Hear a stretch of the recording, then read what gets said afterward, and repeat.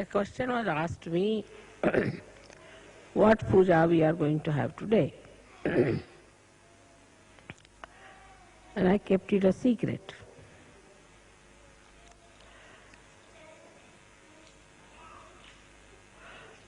Today we should worship the Paramchaitanya, the all-pervading power of God's love.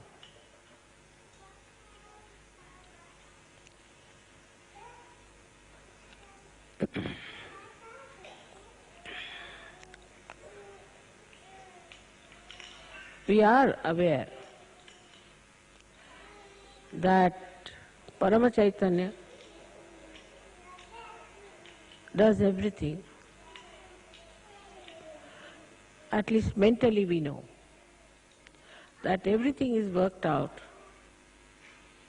by the grace of Paramchaitanya, which is the power of the Adi Shakti. But still, it is not so much in our heart.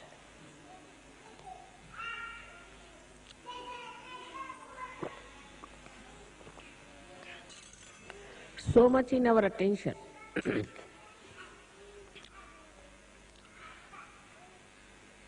We can consider Paramchaitanya like an ocean,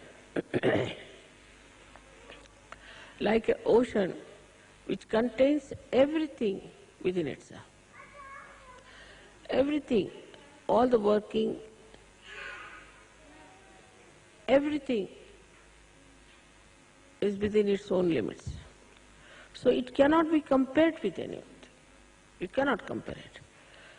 Now if you see the sun, then from the sun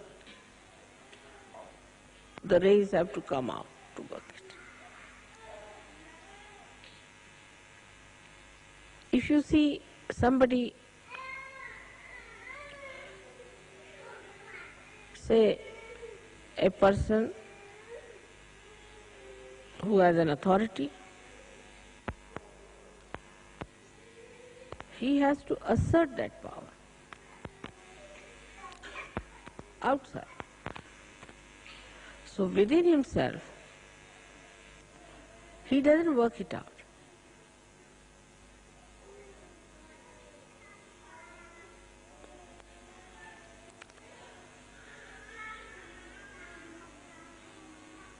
Say for example, if there's a seed, and inside the seed only the tree grows and the fruits come out, and then they are sold and people eat it, and everything is inside that seed, then that is Paramchaitanya. So we are all enveloped in it.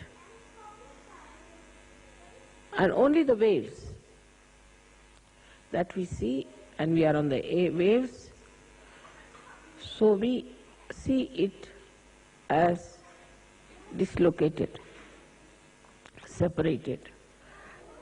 Like we feel, this is Germany, or this is England, this is India. These are just folds of the sari of Paramchaitanya, which look separated, but they are not separated. They are continuous.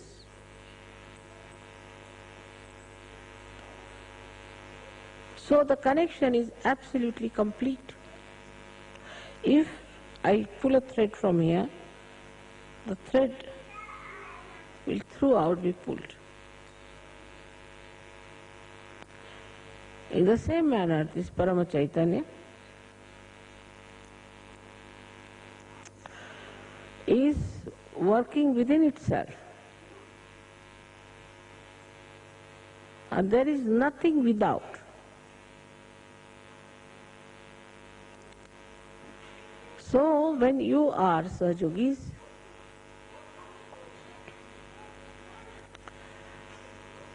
it pays special attention to you. Or I should say, it becomes absolutely one with you. Whatever you desire, whatever you want, also will be coming from the same Paramchaitanya, if you are one with it. Like in a, say, turbulent ocean, some drops of water may fly into the air and start thinking that we are above. We are away from the world, away from the ocean. But again they have to fall into the same.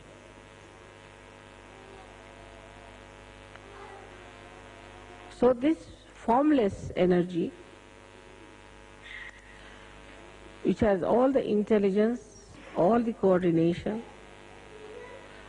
all the organizations, all the computers, all the televisions, all that you can think of communication and of governing, of administration, and above all,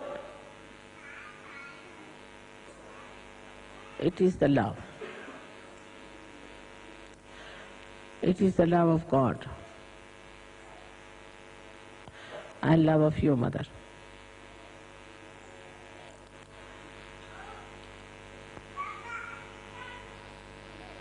So, to be one with this Paramchaitanya, you have to know that you have to become the reality.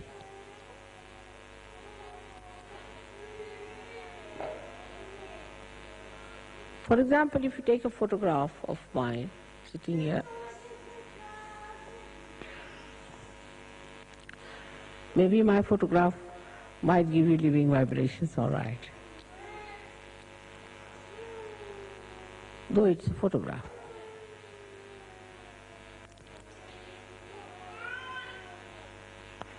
But if you take a photograph of somebody else,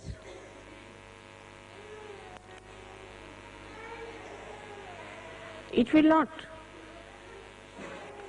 work out Sahaja Yoga. The reason is that somebody else has not become the reality. It's like any other painting you should see. Supposing we see a painting where it is raining.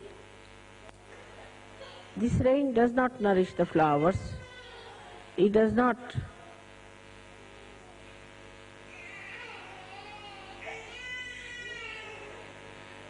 wash the cloth of the people who are there. It is static. So in ignorance,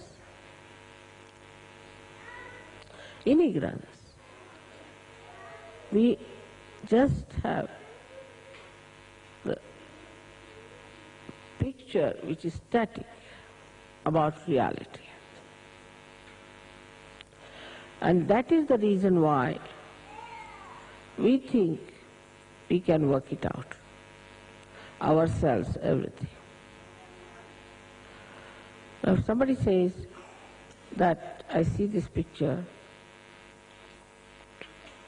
all right, and I'll make the rain as a real thing, you cannot.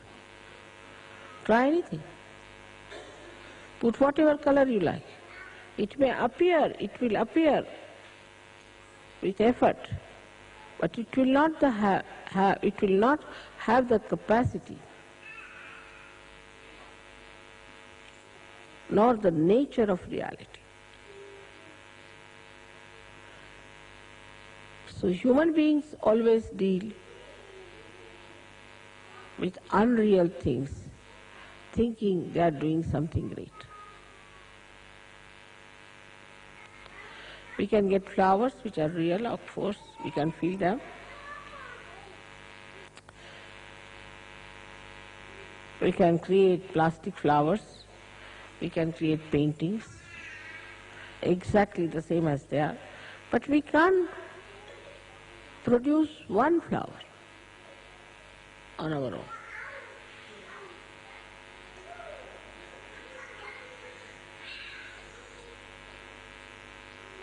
We'll have to go to reality. Is that the Mother Earth is going to produce it, or the sun is going to help the Mother Earth.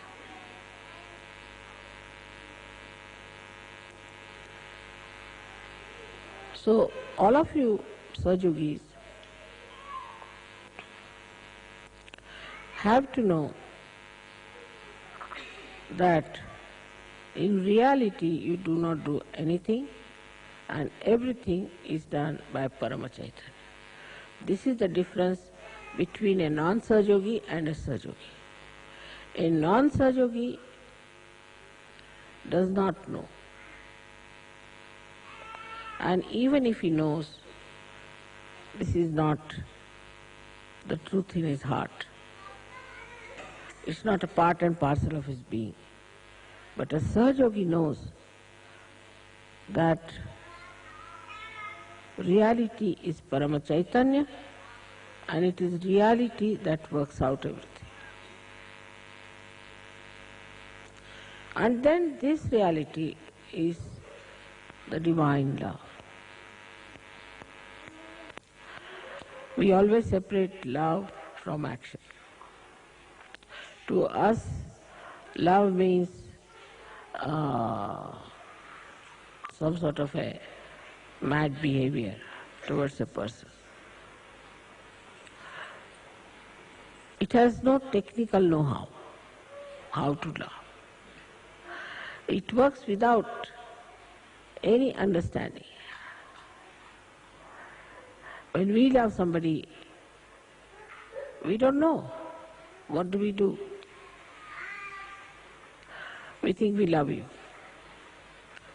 Tomorrow we start saying, I hate you. So how can it be love?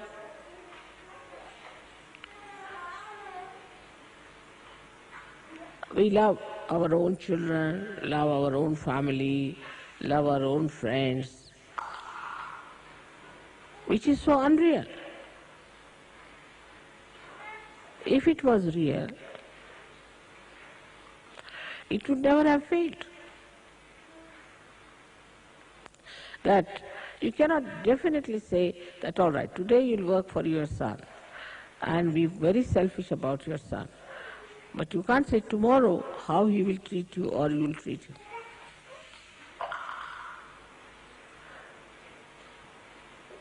But Paramchaitanya knows. It knows how to express its love. Not only that, but it's an eternal feeling of love, which may change its hue, color,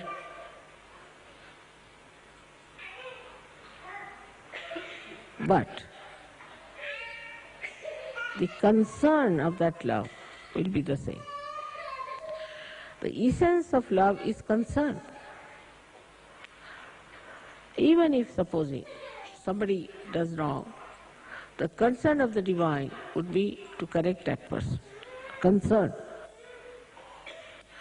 What we say as hita is the benevolence. So the concern for the benevolence will be all the time there, whether it may appear to be sometimes cruel, might appear to be affectionate, might appear to be overindulgent, whatever it may take a form, like a wave. Whichever way it may look, but actually it's for your benevolence. It works for your benevolence. Not only your benevolence, but the collective benevolence. And it knows very well what is to be done, how it is to be worked out.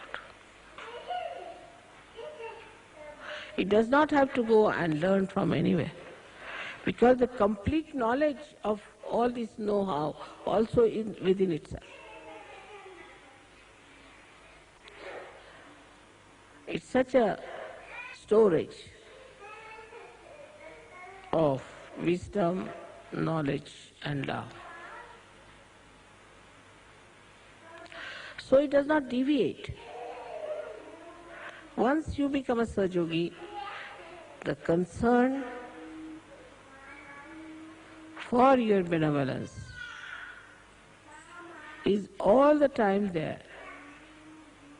Whether you are punished or not is a different point. Some people might get a job. Some people will not get a job. With some people it will work out this way. With some people it will not work out that way. Then one may say that how is it? This Paramchaitanya is behaving like this. It's all for your correction. It's a big journey. Whatever works out for your correction and is for your benevolence, if you understand this point, then you'll never be disappointed in your life.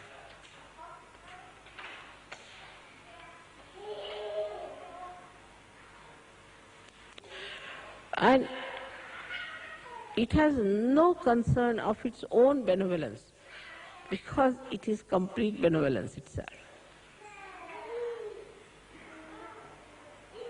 It never thinks how it is going to be benevolent or helpful, because it has no botheration about it. A man, say, who has everything, worldly things, still may be concerned about getting more, the greed there would be. But as it is the complete Purna, it has no greed. It's fully satisfied with itself.